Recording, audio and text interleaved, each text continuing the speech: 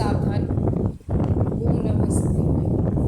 नमो अरिहन्ताणं, नमो सिद्धाणं, नमो आयर्याणं, नमो वच्छायाणं, नमो लोये सवसाहूणं।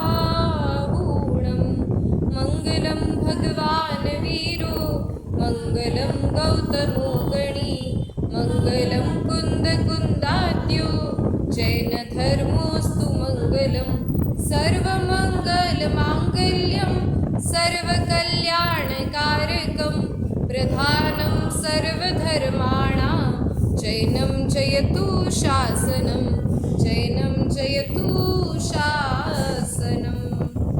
तज्जयति परं ज्योति समं समस्तैरनन्तपर्यायै, दर्पणतल इव सकला प्रतिफलति पदार्थमालिका। यत्र परमागमस्य जीवं निषिद्धजात्यन्तसिन्धुरविधानं, सकलनयविलसितानां विरोधमथनं नमाम्यनेकान्तम्। आचार्य अमृतचंद्र देव द्वारा विरचित पुरुषार्थ सिद्धि उपाय नामक ग्रंथ, जिसका अपर नाम है जिन प्रवचन रहस्य कोश, उसका हम स्वाध्याय विगत दिनों से कर रहे हैं। जिसकी टीका आचार्य कर्म पंडित टोडरमल जी ने लिखी है, उसके सहित हम इसका स्वाध्याय बहुत ही अच्छे तरीके से अभी तक करते आए हैं। 11 श्लोक हमने बस 10 श्लोक हम पूर्ण कर चुके थे और 11वें श्लोक की चर्चा चल रही है। तो पाठ कर लेते हैं पृष्ठ क्रमांक 21 से, पहले श्लोक से 21 पर देखिए। तज्जयति परं ज्योति समं समस्तैरनन्तपर्यायै,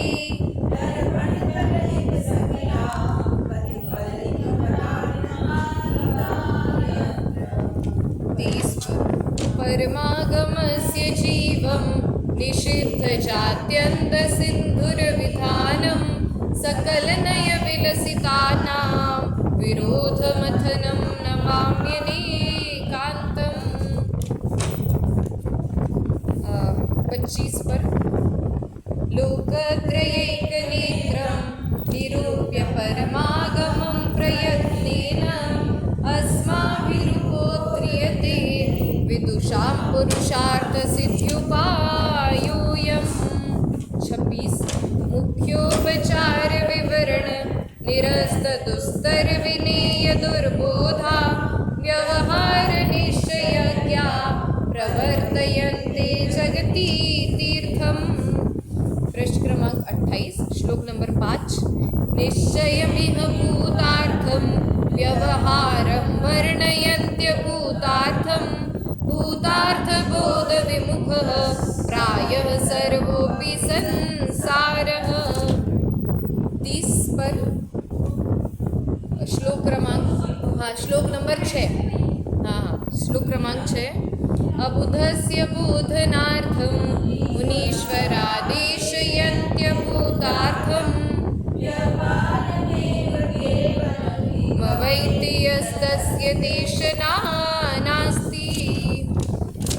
श्लोक क्रमांक 7।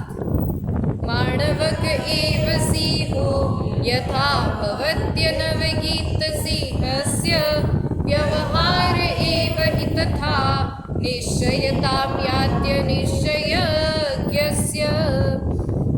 श्लोक नंबर 8। व्यवहार निश्चयौ यः प्रबुद्ध्य तत्त्वेन भवति मध्यस्थः, प्राप्नोति देशनाया स एव फलमविकलम्। 35 पर श्लोक क्रमांक 9। अस्ति पुरुषश्चिदात्मा विवर्जितः स्पर्शरसगन्धवर्णै, गुणपर्यै संवेतः द्रव्यै। श्लोक क्रमांक 10। परिणममानो नित्यं ज्ञानविवर्तैरनादिसन्तत्या, परिणामानां स्वेषां सभवति कर्ता च भोक्ता च। हाँ, यहाँ तक हम चर्चा पूर्ण कर चुके थे और ये जानने जानने के पश्चात कि पुरुष में अशुद्धताएं आई कहाँ से, हमने उसके उपाय की चर्चा भी कर ही ली थी कि श्लोक में आचार्य देव ने क्या कहा है। तो श्लोक का पाठ करके फिर चर्चा को प्रारंभ करते हैं। देखिए श्लोक क्रमांक 11 सब साथ में बोलेंगे।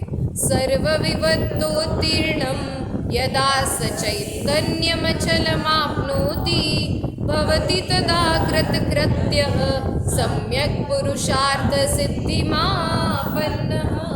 सम्यक पुरुषार्थ की सिद्धि को प्राप्त होता है।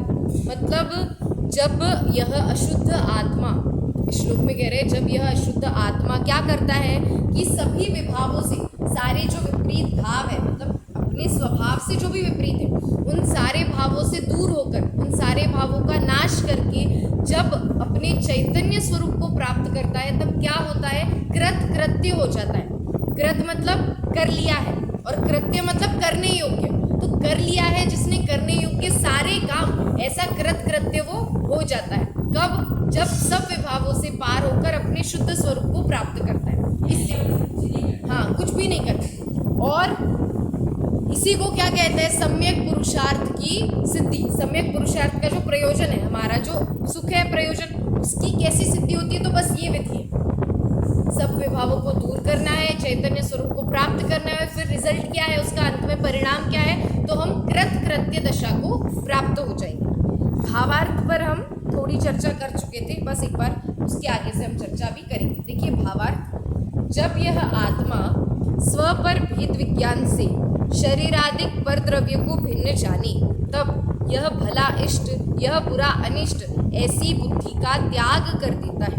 जब ये पता चल जाता है कि मैं भिन्न हूँ, आत्मा भिन्न है, और ये देह जो है, देह से संबंधित सारी चीज़ें वो सब मुझसे भिन्न है, ऐसा जब भेद विज्ञान हो जाता है, तब कुछ अच्छा है या कुछ बुरा है ऐसा नहीं रहता। एक स्व है और पूरा जगत पर है, ये बुद्धि बैठ जाती है। तब मैं अच्छा और ये बुरा, ऐसी बुद्धि भी नहीं रहती। मतलब हम किसी चीज़ को छोड़ते हैं तो उसमें द्वेष पूर्वक नहीं छोड़ना चाहिए। उसको कैसा छोड़ना चाहिए, वीतरागता कि है तो ये मेरे ग्रहण करने योग्य नहीं है, पर ऐसा नहीं कि अगर उसी चीज़ को ग्रहण करते हुए हमें कोई और दिखे। जैसे कोई किसी व्यक्ति ने इस चीज़ का त्याग, कोई व्यक्ति बहुत मर्यादित भोजन करता है और उसके ही घर में कोई अन्य व्यक्ति है जो मर्यादित भोजन नहीं करता, तो उसको देखकर अंदर घृणा नहीं उत्पन्न होनी चाहिए कि ये ऐसा कैसे खाता है, इसको तो ढंग ही नहीं है खाने का, अच्छे से खाना चाहिए, खाना तो भक्ष खाना चाहिए, ऐसे कैसे, ऐसी घृणा उत्पन्न नहीं होनी चाहिए।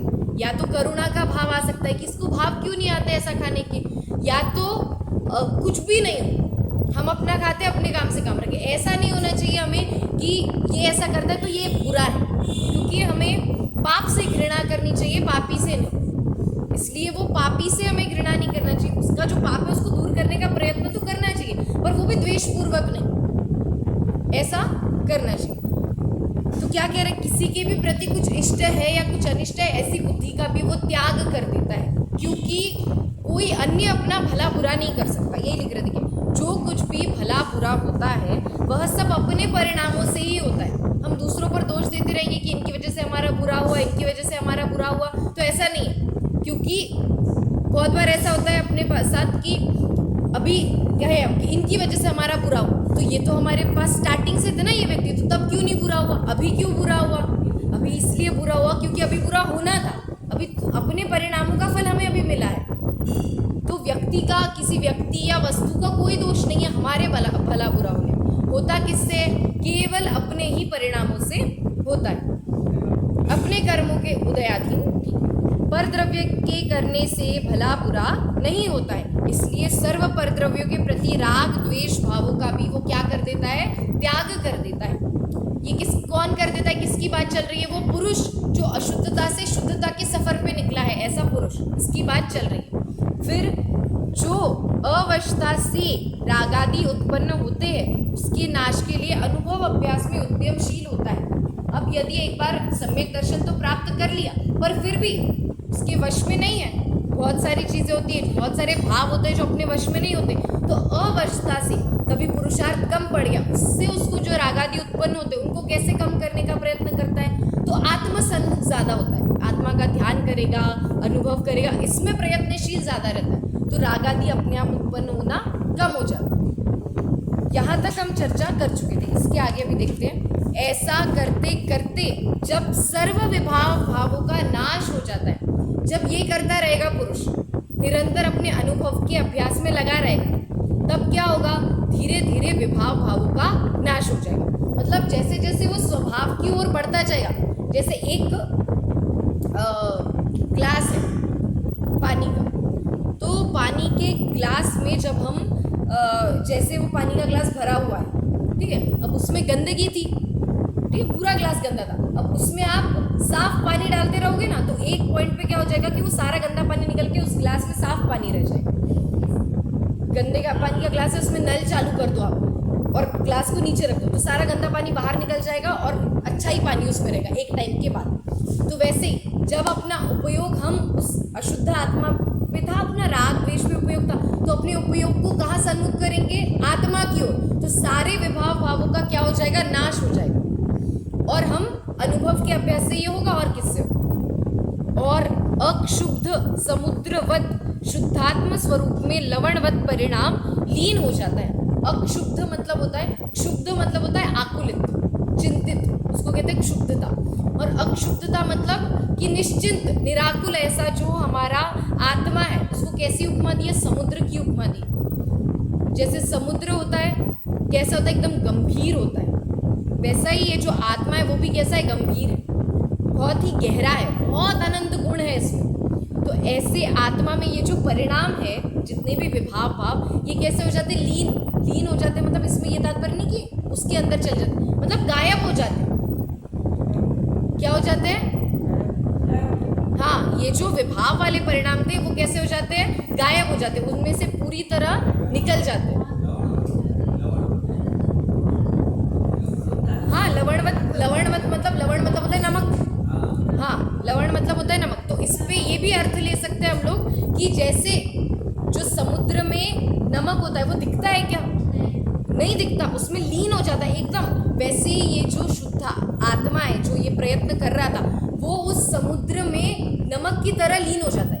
समुद्र में नमक किस तरह लीन होता है, वैसे ही वह जीव आत्मा में लीन हो जाता है, अपने स्वरूप में लीन हो जाता है। ध्याता ध्येय का विकल्प भी नहीं रहता। ऐसी दशा में छड़ाला की 6वीं ढाल में एक पंक्ति आई है, जहाँ ध्यान ध्याता ध्येय का भी विकल्प ना वच भेद जहाँ, मतलब जहाँ ध्यान ध्याता ध्येय, मतलब ध्यान मतलब कि जो क्रिया है वो, ध्याता मतलब जो ध्यान कर रहा है, और ध्येय मतलब जिसका ध्यान कर रहा है, ठीक है। तो वो जो क्रिया, कर्ता और कर्म, इन तीनों का क्या हो जाता है, कोई विकल्प नहीं रहता। कि ऐसा भी विकल्प नहीं रहता कि मैं ध्यान कर रहा हूँ और मैं आत्मा का ध्यान कर रहा हूँ, तो ये कोई भी विकल्प रहता ही नहीं है। वचन का नहीं, मन का नहीं, काया का नहीं, किसी चीज का कोई भी विकल्प नहीं रहता। तो क्या कह रहे हैं, ध्याता ध्येय का विकल्प भी नहीं रहता। ऐसा भी नहीं जानता कि मैं शुद्धात्म स्वरूप का ध्यान कर रहा हूँ। इतनी उत्कृष्ट दशा है, इतनी निर्विकल्प दशा है कि बिल्कुल वहां पे ये विकल्प भी नहीं रह जाता हमारे लिए कि मैं आत्मा का ध्यान कर, मैं शुद्धात्मा का ध्यान, कुछ भी विकल्प नहीं, बस आनंद का स्वाद है। उस आनंद में यदि विकल्प आ जाए तो वो विघ्न कहलाए, तो आनंद नहीं आ पाएगा। जब विकल्प चला जाएगा तभी आनंद आ पाएगा। नहीं, मैं आनंद भोग रहा हूँ ये विकल्प भी नहीं है, बस भोग रहे हैं, बस उसका आस्वादन कर रहे हैं, बस उसका अनुभव कर रहे हैं। देखिए फिर आगे क्या लिखते हैं, स्वयं ही तादात्म्य वृत्ति से शुद्धात्म स्वरूप होकर निष्कंप परिणमन करता है। और उसके बाद क्या करता है कि जब ये विकल्प भी नहीं रहता तो एकदम ध्यान की उत्कृष्ट दशा प्रकट हो जाती है। अब उस दशा में अपने गुण, मैं गुण पर्याय वाला, सारे भेद चले जाते हैं, तो अपने साथ तादात्म्य वृत्ति हो जाती है। मतलब अभी तो हमारी वृत्ति कैसी है, हमें लगता है ये देह अपनी है, हमें लगता है हमारे मम्मी पापा अपने हैं,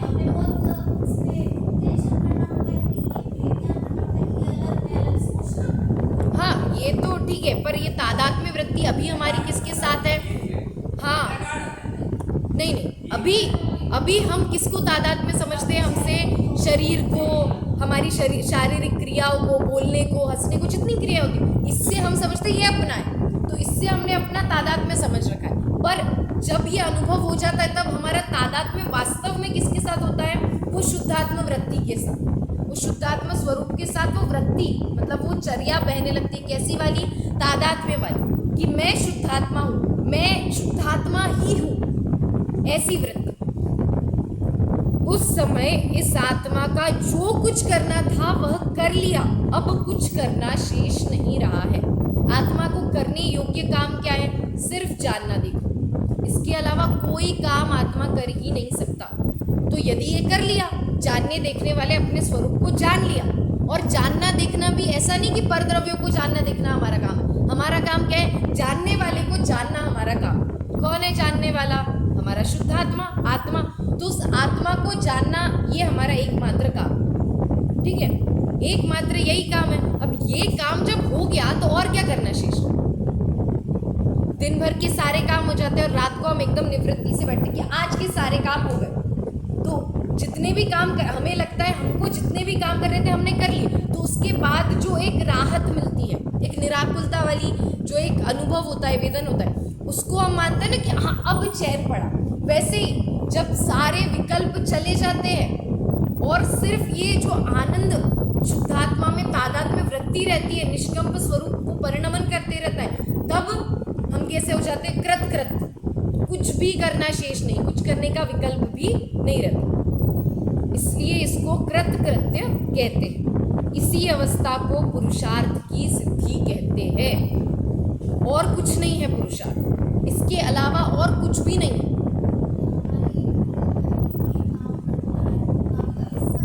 पुरुषार्थ की निर्बलता से ऐसे भाव आते हैं। इसकी भाषा में कहे अभी प्रासंगिक, तो पुरुषार्थ की निर्बलता हो तब हम पुरुषार्थ को ही कुछ और समझते हैं। हमें लगता है हम यहाँ आके बैठे ये हमारा पुरुषार्थ है, हम सुन रहे हैं ये हमारा पुरुषार्थ है। ये इसमें से कोई पुरुषार्थ नहीं है कि हम यहाँ पे आके बैठे और हम सुन रहे हैं। हमारा उपयोग जितना ज्ञान सन्मुख होगा, जितना आत्म सन्मुख होगा, वो हमारा पुरुषार्थ है। हमारा उपयोग तो लग सकता है, शास्त्र वाचन में भी उपयोग जाए ना, तो क्या कहा है पता है? जो बुद्धि शास्त्र अभ्यास में लगती है वो भी व्यभिचारी है। ऐसा कहा है अपने शास्त्रों में कि जो बुद्धि शास्त्रों के अभ्यास में लगती है वो व्यभिचारी है। व्यभिचारी मतलब होता है कि जो स्त्री या पुरुष पर स्त्री या पुरुष के में मग्न हो, उसमें उसका ध्यान लगा रहे। तो शास्त्र हमारे लिए क्या है? पर है। और हमारा उपयोग तो कहाँ होना चाहिए? स्व में होना चाहिए ना। अब हमने शास्त्रों में भी बुद्धि लगाई तो इसका मतलब पर में गया उपयोग, तो कैसा हुआ? व्यभिचार। हम क्या समझते हैं? हमने शास्त्राभ्यास कर लिया मतलब हमने बहुत बड़ा काम कर लिया। यहाँ उपयोग लगाया ना मतलब हमारा उपयोग बहुत अच्छा नहीं। यहाँ से भी उपयोग निकाल के लगाना कहाँ पे? उस स्व पे। जब तक हम स्व पे टिके रहेंगे तब तक कैसे रहेंगे? सज्जन कहलाएंगे। लोक में जो पुरुष अपनी स्त्री के साथ ही रमण करता है, अपनी स्त्री पर ही ध्यान रखता है, उसको ही अच्छा माना जाता है ना। तो वैसे ही यहाँ पर भी जो बुद्धि, जो उपयोग केवल स्व में लगा रहे, केवल अपनी आत्मा में, केवल अपने ज्ञान में लगा रहे, उसको क्या कहेंगे? सज्जन। यही कहेंगे, उसी को अच्छा माना। हाँ, स्व में करने के इसका निषेध नहीं कर रहे वापस कि ये कहकर इसका निषेध नहीं करे कि शास्त्राभ्यास मत करो। अगर बुद्धि शास्त्राभ्यास को छोड़कर किसी अन्य जगह लगी है फिर तो वो वैश्यागमन ही हो गया। ये तो फिर भी पर स्त्री सेवन अलग है और वैश्यागमन अलग है। वो तो एकदम ही खराब है, अशुभ में ध्यान जा रहा है। तो अशुभ से अच्छा तो ये है, पर इसी में मग्न हो जाए, नहीं शास्त्राभ्यास दिन भर शास्त्र लेके बैठा रहे, ये भी नहीं। हमें ध्यान भी करना चाहिए, जितना पढ़ा है सुना है इसकी क्या करनी चाहिए? अनुप्रेक्षा, चिंतन भी करना चाहिए उतना ही। चिंतन करेंगे तो वो चीज़ अपने अंदर उतरेगी, वरना तो वो एक कान से निकला और दूसरे कान से फेंक दिया, ऐसा ही हो जाएगा। तो उसको अंदर लेने के लिए मतलब जब एक कान से अंदर जा रहा है तो उसको अपनी बुद्धि में जब तक घुमाएंगे नहीं तब तक वो अंदर फिट नहीं होगा, और बुद्धि में रोका नहीं तो वो ये अंदर से निकल ही जाएगा। इसलिए बुद्धि में रोककर चिंतन करना भी बहुत आवश्यक है। इसी अवस्था को पुरुषार्थ की सिद्धि कहते हैं। यही है पुरुषार्थ की सिद्धि।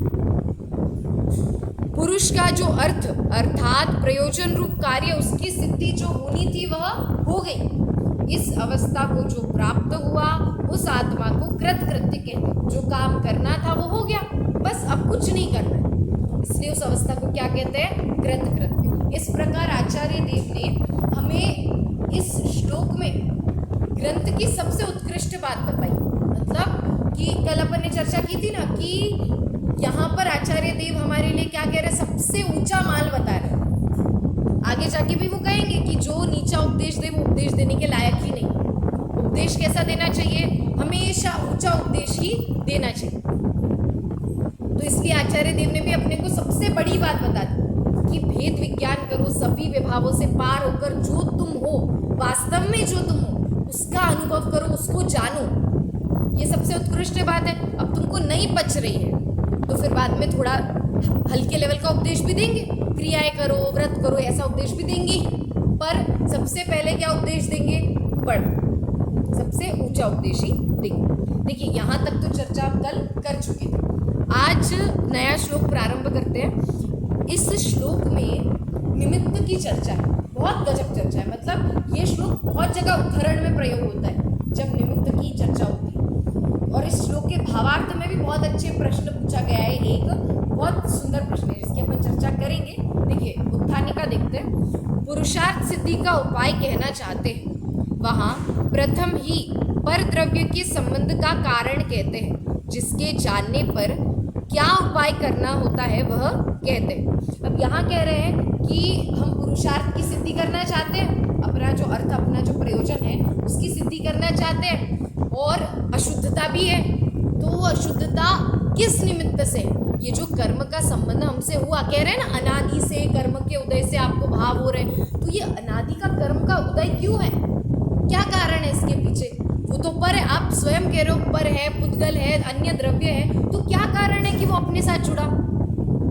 क्या कारण है, ऐसा क्या हुआ था कि वो अपने साथ जुड़ा? आप कह रहे हो उसके पर, पिछली गाथा में कहा ना कि पर द्रव्य के करने से कुछ भला बुरा होता नहीं है, तो कैसे कह रहे हो कि कर्म का उदय आया और हमारा कुछ बुरा हुआ, कर्म का उदय आया और हम संसार में, क्यों कह रहे हो ऐसे?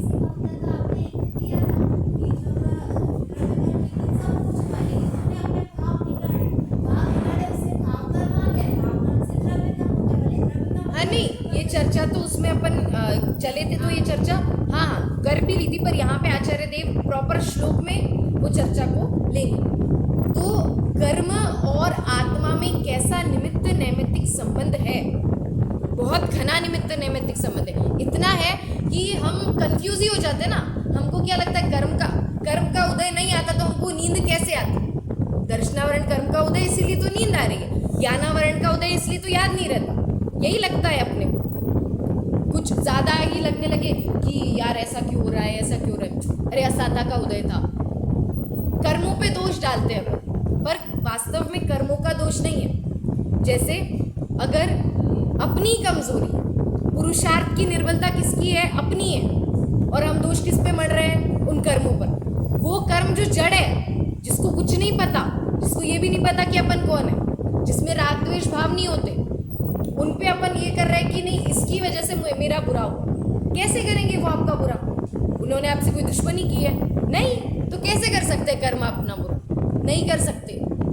कर्म यदि बुरा करते, यदि कर्म के करने से सब कुछ होता, तो कर्म के या पर के करने से, तो बहुत सारे लोग ऐसा कहते हैं कि अगर वो 2 चारण रिद्धिधारी मुनिराज आकाश से विचरण करते हुए उस हिरण को खाते हुए शेर को नहीं देखते, तो आज महावीर भगवान हमको कैसे मिलते?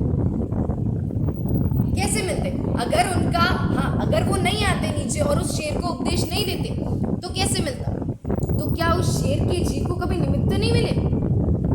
अगर उन 2 के उपदेश से यदि वो वैराग्य वो जगा है, तो क्या उस जीव को पहले निमित्त नहीं मिला? क्या उन 2 चारण रिद्धिधारी मुनिराज भगवान ऋषभ देव से बड़े थे? क्या भगवान ऋषभ देव से कुछ ज्यादा अच्छा बोला होगा उन्होंने? नहीं। मतलब निमित्तों से कार्य नहीं होते। भगवान ऋषभ देव के समव शरण में जाकर उपदेश सुनकर भी उल्टा ही ग्रहण किया ना मारीची के जीव ने। वो महावीर भगवान का ही तो जीव था, जिसके पिता चक्रवर्ती हो उसी भव में मोक्ष जाने वाले हो, जिसके कितने भाई उसी भव में मोक्ष गए, जिसके स्वयं दादा जो भगवान ऋषभ देव थे वो भी तीर्थंकर थे, आदि तीर्थंकर थे, पर नहीं थी योग्यता तब। हाँ वही तो पर मैं बोल रही हूँ निमित्त कितने थे, निमित्तों की कमी थी क्या? बिल्कुल कमी नहीं थी। मतलब अब और क्या चाहिए? यदि साक्षात तीर्थंकर के उपदेश से भी उनको कुछ बोध नहीं हुआ है तो और कौन से? हम निमित्तों पे दोष देते हैं, हमेशा निमित्तों पे। अगर ऐसा ऐसा होता तो अच्छा होता, ये नहीं हुआ इसलिए हम नहीं आ पाए, इनकी वजह से हम सुनने नहीं आ पाए, इनकी वजह से हम ये नहीं कर पाए। निमित्तों को हम दोष देने में माहिर है, किसी भी कार्य में। कभी भी कुछ हो जाता है तो हम निमित्तों को दोष देते हैं। वो तो हम थक गए थे इसलिए नहीं आए, इन्होंने हमको ये कर दिया, बहुत सारे निमित्त। नहीं नहीं, निमित्त जब काम होता है तब निमित्त अपने आप मिल जाते हैं।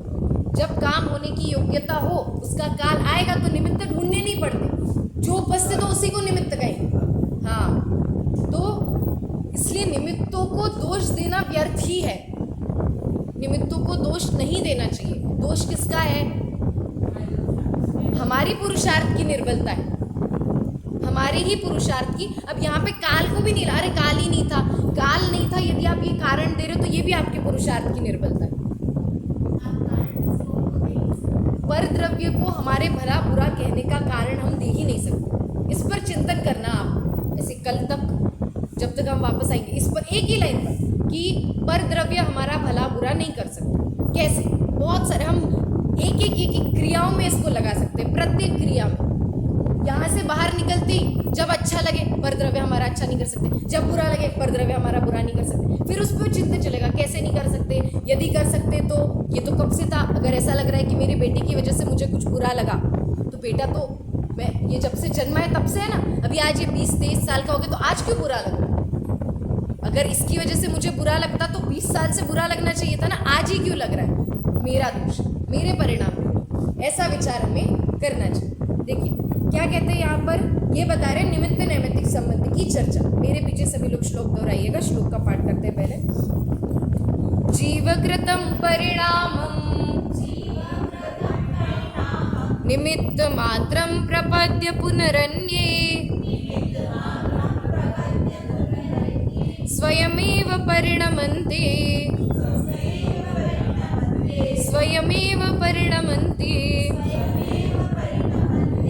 त्रिपुद्गला कर्म भावेन।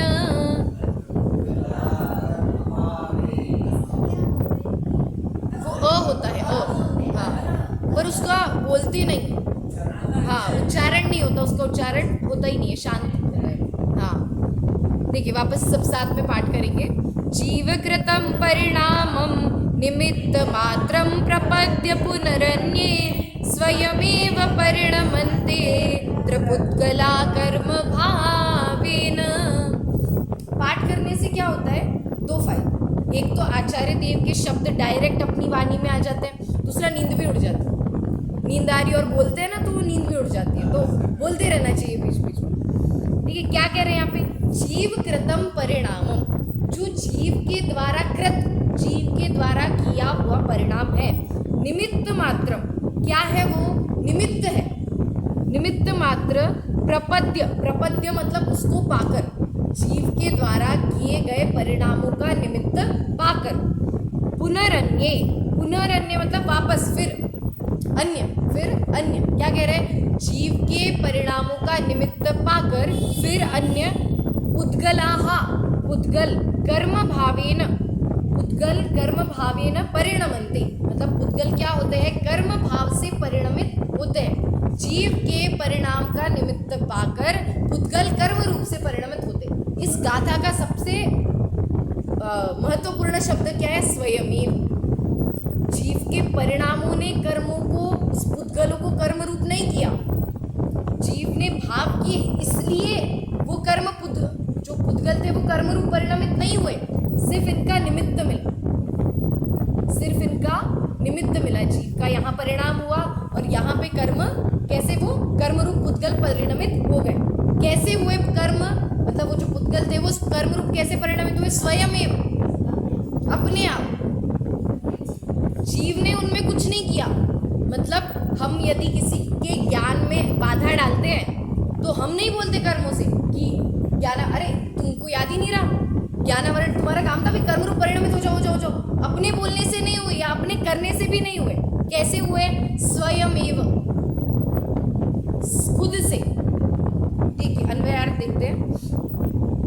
जीव के किए हुए रागादि परिणामों का निमित्त मात्र पाकर, निमित्त मात्र, इस शब्द पे भी निमित्त मात्र है, करता नहीं है, भोगता नहीं है, आदेश देने वाला नहीं है, क्या है, केवल निमित्त है। और निमित्त कुछ करता है क्या? कुछ भी नहीं करता। निमित्त क्या सिर्फ होता है, निमित्त की उपस्थिति होती है। निमित्त कुछ भी नहीं करता, अच्छा भी नहीं करता और बुरा भी नहीं करता। फिर जीव से भिन्न अन्य पुद्गल स्कंद यहाँ अपने आप ही ज्ञानावरणादि कर्म रूप परिणमन कर जाते हैं। एक प्रश्न आता है कि हमें बंध क्यों होता है? समय सार में इसकी चर्चा है बहुत अच्छी, बंध अधिकार में। हमें बंधन क्यों होता है? कर्मों का बंधन हम बंधे किस कारण से? तो वहाँ पे 4 हेतु दिए। पहला हेतु दिया, सब लोग मानते हैं कि हम बंधन क्यों है हमें, यहाँ पे आजू बाजू में बहुत सारी कारमाण वर्गना है, बहुत सारी, सब पूरे में फैली है। तो ये कारमाण वर्गना है, तो कारमाण वर्गना की वजह से हमें बंद होता है। ये नहीं होते तो बंद कैसे होता? कर्म ही नहीं होते तो बंद कैसे होता? तो इसकी वजह से बंद होता है। क्या कारमाण वर्गना है सिद्धालय में नहीं है कि नहीं है? तो सिद्धों को बंद क्यों नहीं हो रहा है? पहला ये, ठीक है। तो ये काट दिया पहला पक्ष कि किसकी वजह से नहीं होता, कारमाण वर्गना की वजह से। फिर कहते हैं कि उन्होंने कहा कि नहीं नहीं, ये जो मन वचन काय की क्रिया होती है ना, ये योग, मन वचन काय की क्रिया वो कहते हैं योग। इस योग के निमित्त से कर्म बंधन होता है। योग होगा, मन में कुछ क्रिया, वचन में, काय में कुछ क्रिया होगी, तो हमें क्या होगा, बंधन होगा। तो उन्होंने कहा कि अगर ऐसा होता तो योग तो अरहंत भगवान के भी है ना, सहयोग केवली 13वें गुणस्थान में क्या कहते हैं, सहयोग, मतलब योग, उनको भी मन वचन काय तीनों है, उनको क्यों नहीं हो रहा बंद? अरहंत भगवान को बंद होना चाहिए था अगर ये मन वचन काय की क्रिया से बंद होता तो, पर उनको तो नहीं हो रहा है बंद। कर्म से रहित नहीं, कारण बता रहे अपन, बंधन का कारण। बंधन का कारण अगर अपन योग को माने, उनके पास मन है, उनके पास वचन है, काया भी है, शरीर साक्षात दिखता है उनका, ये तीनों होने के बावजूद भी उनको बंधन नहीं है। कर्म का बंधन, नया बंधन, जो नया कर्म आते वो नहीं है उनको। तो यदि योग के कारण बंधन नहीं होता, उनको आश्रव होता है, ईर्यापद आश्रव होता है, आता है जाता है, बंधन नहीं होता, तो बंधन नहीं है।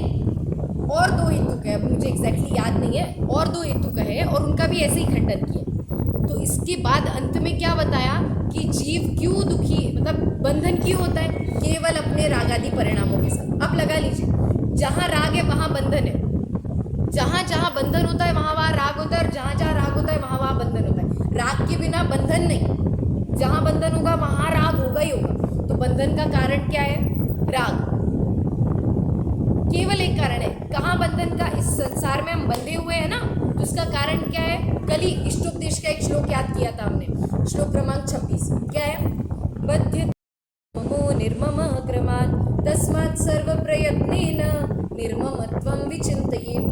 बध्यते, बंधता है किससे, सममता से, वो ममता ही राग है, उस राग के कारण ही हम इस संसार में क्या है, बंधे हुए।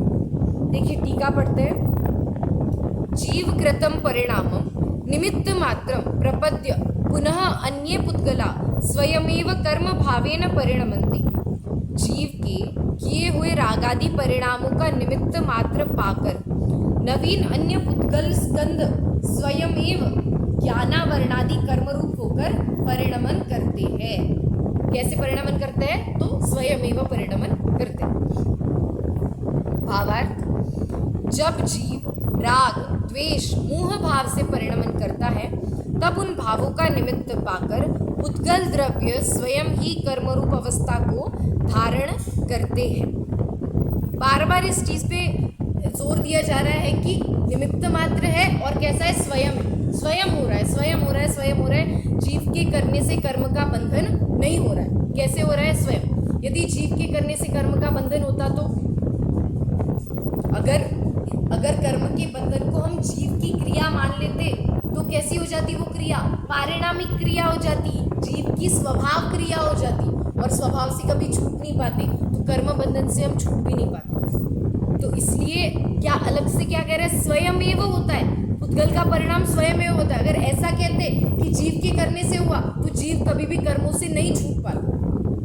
छूट रहा है ना, मतलब उसका करने से नहीं, और बंधा भी नहीं। बंधा है मतलब क्या कर्म आत्मा के प्रदेश में चले गए? नहीं, वो तो बाहर ही है। आत्मा के प्रदेश और कर्म के प्रदेशों में कौन सा अभाव है? अत्यंत अभाव है। दो अलग द्रव्य है ना, 4 प्रकार के अभाव होते हैं, प्रध्वंसा भाव, प्राग भाव, प्रध्वंसा भाव, अन्योन्या भाव और अत्यंता भाव। जिसमें से अत्यंता भाव क्या है कि एक द्रव्य का दूसरे द्रव्य में अभाव है, एक द्रव्य की सर्व पर्यायों का दूसरे द्रव्य की सर्व पर्यायों में अभाव, उसको क्या कहते हैं? अत्यंता भाव। कोई भी दो द्रव्यों का कोई संबंध नहीं है, कुछ भी नहीं है, कोई संबंध नहीं होने के कारण से उनमें कौन सा अभाव है? अत्यंता भाव पाया जाता है। देखो यहाँ तक तो कोई विशेष बात थी नहीं, यहाँ पे है विशेष बात। ये विशेष इतना, प्रश्न भी आगे बहुत सुंदर प्रश्न है। विशेष इतना है कि यदि आत्मा देव गुरु धर्मादिक प्रशस्त राग रूप परिणमन करे तो शुभ कर्म का बंध होता है, और इससे विपरीत अशुभ अप्रशस्त राग द्वेष मोह परिणाम करे तो अशुभ कर्म का बंध होता है। इतना ही डिफरेंस है कि अच्छे परिणाम करेगा तो वो बंध भी अच्छा होगा, और बुरे परिणाम करेगा तो बंध भी उस रूप अशुभ कर्मों का बंध होगा, पर जीव के करने से नहीं होगा। भजन है ना एक, स्वयमेव इस जगत का सब काम हो रहा है, हमको भी धीरे धीरे श्रद्धान हो रहा है। श्रद्धान कैसे होगा?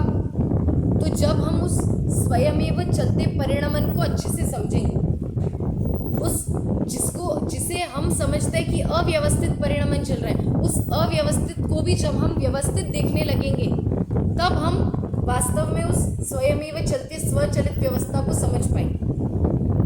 किताब पढ़ना स्टार्ट किया आप लोगों ने?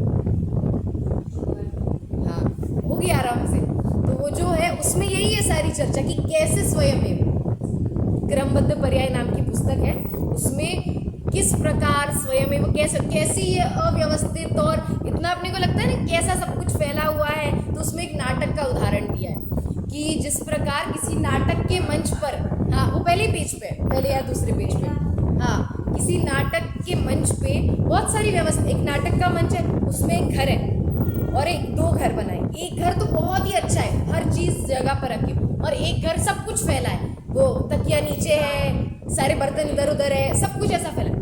पर यहाँ से देखने वाले उस दर्शक को ये नहीं लगता कि ये अव्यवस्थित है और ये व्यवस्थित है। वो ये जानता है कि नाटक में ऐसा ही होना था, इसलिए ये ऐसा है और ये ऐसा है। वैसे ही ये जो जगत में अपने को जो भी दिख रहा है, ये अपन क्या है, उस जगत के दर्शक, केवल दर्शक है। और ये सब क्या चल रहा है? एक नाटक चल रहा है, और इस नाटक में न अटक, नाटक का नाम ही है जिसमें अटकना नहीं चाहिए। नाटक में अपन अटक जाएंगे तो फिर कैसे काम चलेगा? तो ये जो जितना भी नाटक चल रहा है, ये कैसा चल रहा है? एकदम स्वयमेव है, स्वचलित है। जितना अव्यवस्थित दिख रहा है वो भी व्यवस्थित है। व्यवस्थित है मतलब निश्चितता, हम उसको बदलने में शक्य, हम क्या, ना इंद्र बदल सकता है, ना स्वयं जिनेंद्र भगवान बदल सकते। इंद्र की शक्ति पता है कितनी होती है? स्वधर्म इंद्र की, कि जम्बू द्वीप है ना अपना पूरा, वो 2.5 द्वीप समझ लो आप। 2.5 द्वीप ऐसे थाली के आकार का है, उस थाली को हाथ में पकड़े और उसको उल्टा कर दे, इतनी शक्ति होती है स्वधर्म इंद्र, इतना बलवान होता है। पर वो भी एक भी पर्याय को नहीं पलट सकता। जब अंत के 6 महीने में उसकी मंदार माला मुरझाएगी, उस मंदार माला को भी वो वापस नहीं कर सकता से, क्योंकि तब वो होना ही था, वो भी नहीं खिरा पाया महावीर भगवान की वाणी। क्या पहले दिन से उपस्थित नहीं था स्वधर्म इंद्र? पहले दिन से वहीं पे था, 66 दिन तक गया था। खिरी क्या उसके करने से, जो इतना शक्तिशाली है, जिसमें इतना वीर्य है, जिसमें इतना वैभव है, जिसके पास कितना वैभव है, कितना है स्वधर्म इंद्र का वैभव, कि उसकी रानी के हार का एक मोती, कितना में, रानी नहीं, रानी की दासी के हार का एक मोती चक्रवर्ती की संपदा से भी, मतलब चक्रवर्ती की संपदा को भी असंख्यात गुणा कर दो तो उतने का तो उसका एक मोती होता है। किसका? स्वधर्म इंद्र की रानी की दासी का मोती। तो सोचो, जिसकी दासी ऐसी है वो स्वयं कैसा होगा? ऐसा वैभव जिसके पास है, वो व्यक्ति भी कुछ नहीं कर सकता, एक पर्याय में भी फेरफार नहीं कर सकता, कुछ भी नहीं, तो हम कहाँ के? हमारे पास तो ना उतना वैभव है, ना हमारे पास उतनी शक्ति है, फिर भी हमारी मान्यता इतनी है कि हम हर चीज़ हम बदल सकते। अरे हम कर सकते हैं, आप क्या बात कर रहे हो? कोई नहीं कर सकता, मैं कर सकता हूँ। हमको लगता है हम कर सकते हैं, हमको हमेशा लगता है कि मेरी सुनेगा, हमको लगता है हमारे बच्चे अपनी सुनेंगे, मेरी। अरे वो जब जैसा जिसकी बुद्धि का परिणाम चलना होता है तब वैसा ही चलता है, हमारे करने से कुछ नहीं होता।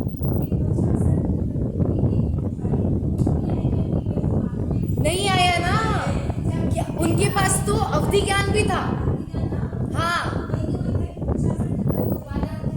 उनके पास अवधि ज्ञान था, इतनी शक्ति, इतनी संपन्नता सब थी, पर नहीं थी योग्यता, तो नहीं आया।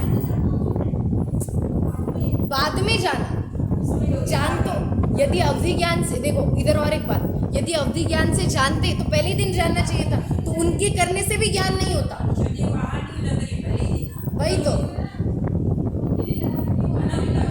तो अवधि ज्ञान भी जब होना था तब उसकी निमित्त की योग्यता थी, तभी हुआ। वो 66 दिन बाद होना था तो तभी हुआ, पहले नहीं हुआ।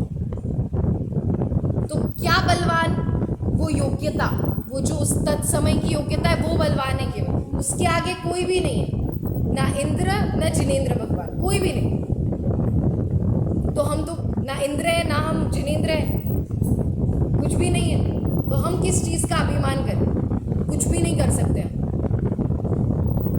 एक चीज़ करते हैं बस, ये सारे करने का जो कर्तृत्व का भार है वो अपने पे लेते हैं, और ना इंद्र पद को ही प्राप्त कर पाते। इंद्र भी कैसा होता है, अगले भाव में मोक्षकामी होता है, तो ना इंद्र ही पद को प्राप्त कर पाते हैं, ना ही जिनेंद्र पद को प्राप्त कर पाते हैं। तो जब ये भार से हम लोग मुक्त हो जाएंगे, जब हम ये समझना बंद करेंगे, निमित्तों को दोष देना बंद करेंगे, सबसे पहली चीज़, पर द्रव्य मेरा कुछ अच्छा बुरा कर सकता है, नहीं कर सकता, और निमित्त मेरा कुछ कर सकता है, वो नहीं कर सकता।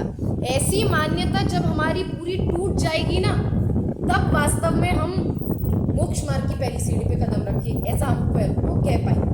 अभी तो हम बस तैयारी कर रहे हैं उस सीढ़ी को चढ़ने की। सीढ़ी इतनी कठिन है कि उसको चढ़ने के लिए भी तैयारी करनी है, तो उस सीढ़ी को चढ़ने की अभी हम क्या कर रहे हैं, ये पढ़ के आचार्य देव के वचनों को सुनकर तैयारी कर रहे हैं बस। तो क्या करना है, किस चीज़ का चिंतन करना है कि पर द्रव्य मेरा कुछ भी अच्छा या बुरा करने में समर्थ ही नहीं है। मेरा अच्छा या बुरा करने में समर्थ कौन है? केवल मैं।